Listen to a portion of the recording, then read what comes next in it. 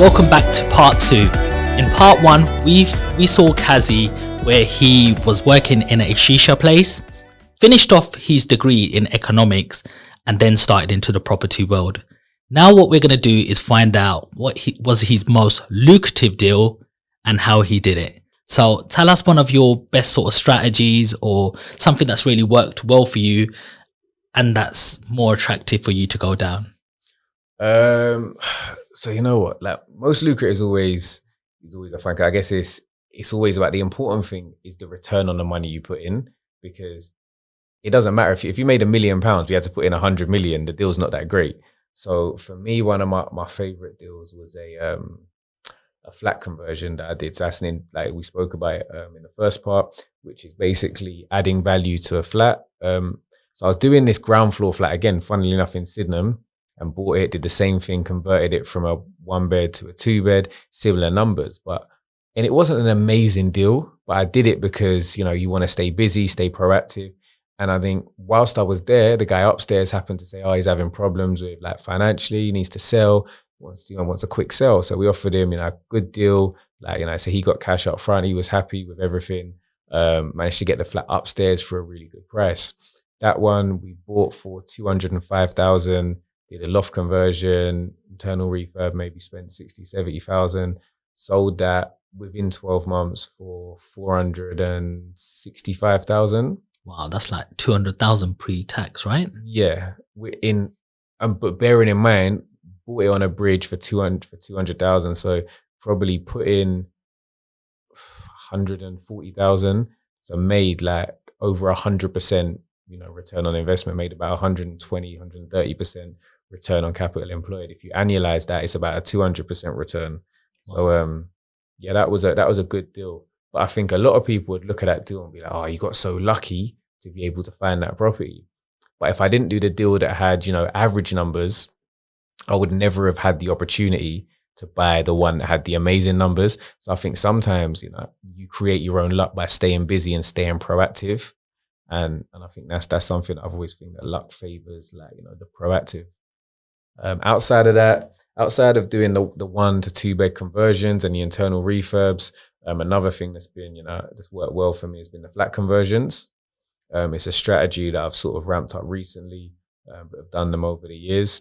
I generally do less than affordable housing, so stuff under 9 units. So there's no Section 106 agreements. What's Section 106? So it's when you do like a conversion over 9 units, you basically have to provide, or there's a condition we have to satisfy that you're providing affordable housing. So you'd have to give an element of those to potentially to the council to class as part of the affordable housing to meet housing stock in the local area. It just sort of makes the deal a little bit more complicated sometimes. And like I said, I like to try and de-risk, so I sort of stay within a space that I'm comfortable in. So yeah, like deals like that. There's an example of one. It's a really good point you made there. A lot of people, I didn't quite do the same sort of strategy as you. I always stayed busy in employed jobs. I did my full-time Monday to Friday, Saturday, Sunday. I do my part-time job in a restaurant, and I just put my money into assets on the side. I always treated property as my side business. But a lot of people say, Sean, you were just lucky. But I don't think you create luck if you're sleeping in your bed on a Saturday morning, Yeah. You have to get up and be out there. And like you've been exposed. You're helping somebody on a ground floor, and the top floor's sort of giving you a call and say, can you help me too? You had to be there for that opportunity to come about. 100%. So, I think that's a real good gem. What would you say to the next generation right now? Somebody who wants to get into property. Taxes have gone up. We talked about capital gains tax, CGT. Next year, that goes down to £6,000. Year after, in 2024, it goes down to £3,000. That means after £3,000 of profit, you have to start paying tax on any gain. That's getting more difficult. Interest rates have risen. They've gone up. There's Article 4s. There's more licensing, more regulation, which I do believe to a certain extent is good because it keeps the good people on the market and gets rid of rogue landlords. We provide good space for people to live in. But now it looks like it's a really big mountain to climb opposed to 10 years ago. What advice would you give to somebody trying to get into property now? So in terms of your question, like what advice would I give someone that wants to get into property now? And it like is sort of now a good time? And has it got to the point where it's too hard? I think there's always going to be a reason not to do something. And there's always going to be the people that feel like, oh, I've missed it. It's not my time. Like I missed the property train. But like if when you were starting to get into property, you know, a little bit older than me, like there was the mortgage works where you could get mortgages with no deposit. You know, there was all of these like different things of, you know, that were made it a lot at the time, quote unquote, easier. But then there was also times where interest rates were double digits. There's always going to be a reason not to do something. And I think comparatively, people that are trying to time the market to get into the perfect market are going to be the people that actually never do anything and are stuck in this sort of hamster wheel of thinking about it and over analyzing everything. But, and I used this example recently because I was doing it myself, looking at a purchase, and it's like somebody that bought last year, I'm talking sort of February last year, for example, yeah? And they bought a house, residential house for £500,000. Now, that's probably at like sort of peak for the market. They've maybe overpaid by about 10% in terms of prices kind of resetting in terms of where they're saying prices are going to go to. So they bought a £500,000 house, but maybe they've overpaid by £50,000. But what they did do is they locked in a 2% rate for the next 5 years. So they're now paying around £1,600 a month. Now, let's say in today's market where it's a buyer's market, you see that same house, you're like, I'm not paying more than £450,000. So you put in you pay £450,000 for that house. But your mortgage is going to cost you about £2,400. That's £800 you're paying more every month, which over the next 5 years is going to cost you around £48,000. So you're both pretty much in exactly the same position. But the person who bought last year, they put in, so yeah, they paid £50,000 more, but they only put in £5,000 more of their own money because they're putting in a 10% deposit on a residential.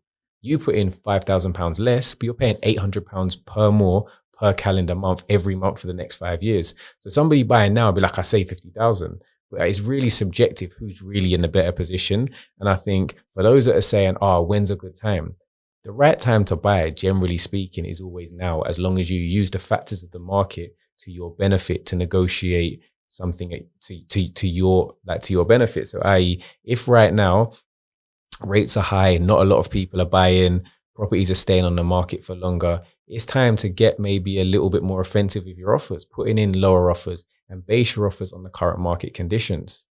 So I think, you know, there's no wrong time to buy. There's just a wrong price to pay. Beautiful answer, Kazi. It's all about the right environment, the right mindset, you know, and the right attitude is what you're sort of speaking about. It's a great summary. Thank you for that, Kazi, and join us back for part 3, where we just fire some questions at Kazi personally. We get to know him a little bit better.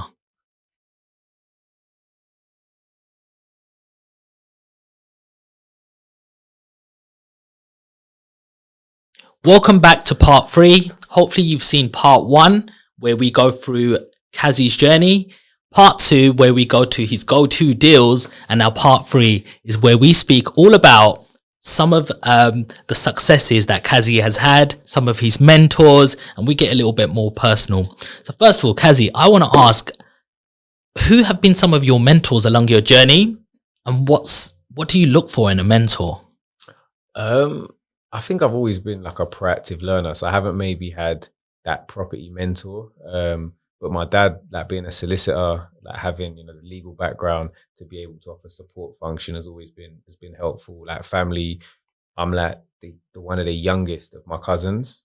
Like probably like out of the boys, like one of the youngest. I've always had like a good family background. I think my dad sort of one of 8. So there's a lot of older cousins, a lot of people to go to speak to that have been there before. And I think kind of having that connection has always been helpful. So you found family members your first go-to, that you're nearest and dearest around you? Yeah, I think, do you know what it is? Because not necessarily they've done what I want to do or are doing what I want to do, but they're generally going to give you an honest answer and give you like an honest appraisal of what they think it is you're doing, whether it's right or wrong. And outside of your family circle, has there ever been anybody else that's influenced you? Maybe a manager, someone in your workplaces, or anywhere else on your journey? Um, Manager wise, not really. I couldn't really pinpoint anyone that I say, okay, you know what, they've really changed how I've looked at things. I think a lot of it's kind of just come from what I want to achieve as opposed to what somebody's told me. Nice. Do you have any favorite books or any course that you've been on? You know what? I've never been on a course. You know, I've never been on any property courses. I didn't really that so because I was dyslexic, I didn't really used to like reading so the only way I started reading was more like for leisure. So the books that I read, generally speaking, like I read to enhance my vocabulary and I'll read sort of try and read for enjoyment. So I read a lot of that, the airport style, just quick fiction books. So your I can't even think who writes them now. Like I think it's Tom Kane and can't think of them now. But yeah, sort of those type of books. Do you like read any books of any other successful people or any other big? Nah, I've got this weird thing when it can't like, and I probably should, but like I don't resonate with it. Like when I read somebody like a kind of what you'd call maybe like a not self-help, but you know what I mean, like a motivational book, it doesn't really inspire me. Like I don't know, it's just never really been my thing to read those types of books.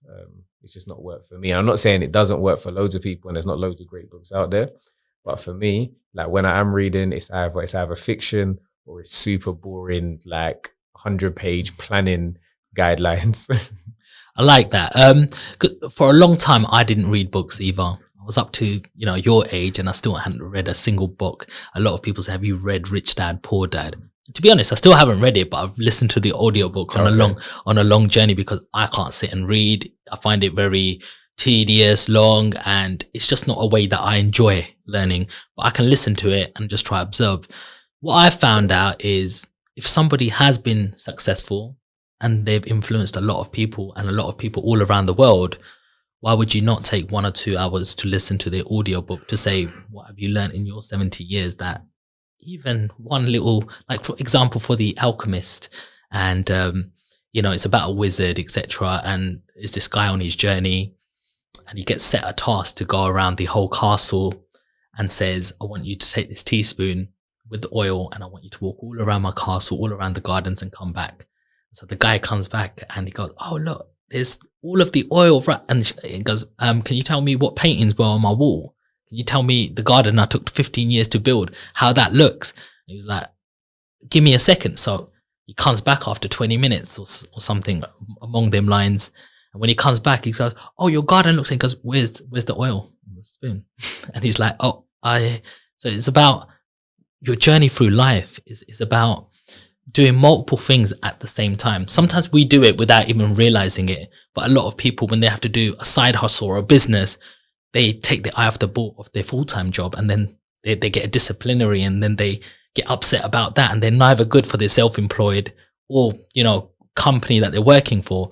So I always find going to books or some sort of audiobooks that you can always learn a little something. And I think there's even an app now that tells you a book within 20 minutes because they shorten it and tell you the best parts of it. So that's what I found personally. But up until the age of 23, I'd hardly read a book myself. So yeah, that's my opinion also. What's been your biggest loss or failure? What did you learn, more importantly? I think like in the property space, like not, because I've always been quite safe and quite risk adverse, haven't really had any major losses. Like I've had all profitable deals. I think more recently trees have been annoying me.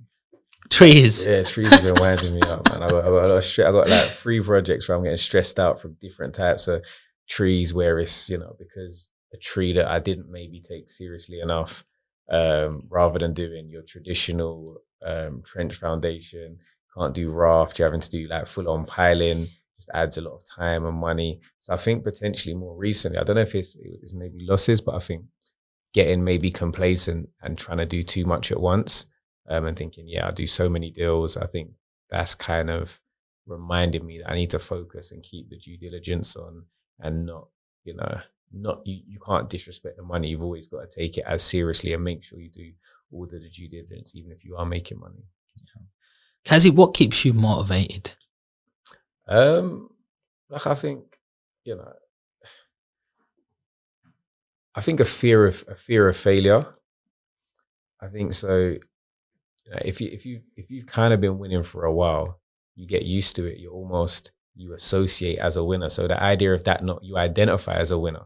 So I think the idea of that not being the case anymore maybe keeps me motivated. And it might almost be conceited to a degree, but it's, it's publicly you've been doing well and you want to retain that.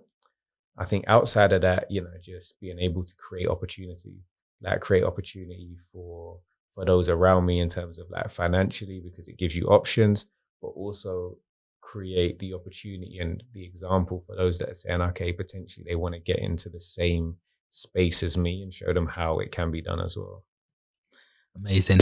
And finally, what does success mean to you? So when it's all said and done, you're 60, 70 years old now, you want to look back. What does success sort of mean? Where is it that you want to get, and where would you sort of be satisfied? I don't know. That sort of changes all the time, because like if it's monetary, you're always gonna be chasing shadows, because you could say to yourself you want to be a millionaire, you get $1 million and you realize you want 10 million. You get 10 million, you could say you want 100 million. So I think if it's monetary, I don't think you're ever gonna be satisfied with that alone. True. But I think you just gotta focus on, whatever makes you happy. And I think success is happiness at the end of the day. And as long as you're happy with where you are, then you're probably successful. And how do you celebrate your wins? I travel, man. I travel. So I know it sounds very cliche, but I like a holiday.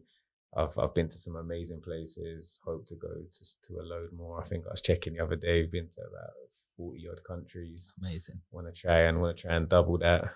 Got some good places that I've earmarked that I want to visit. Obviously, COVID kind of delayed how much we could travel. So had the shackles on for the last couple of years, but hopefully 2023 will be outside again. Big year. Come on, it's amazing to travel, learn so many different cuisines, cultures, and sometimes it makes you appreciate life, right? Yeah. How unfortunate some people are, and they're still so happy with nothing, And I think, we just got to give big thanks to Kazy today. He's been an absolute amazing guest. One of, the best conversations we've had already. These are just getting better and better. I hope you all enjoyed this. Also, guys, we've got a cap and a t-shirt for Kazy. So nobody goes home without anything. There you go, bro. My bro. Thank you very much. Yes. Rock that with style. So guys, don't forget to like, comment, and subscribe to the channel. And that's the way we're going to be bringing more people on this channel, by sharing this. So thank you again, and I'll see you on the next one.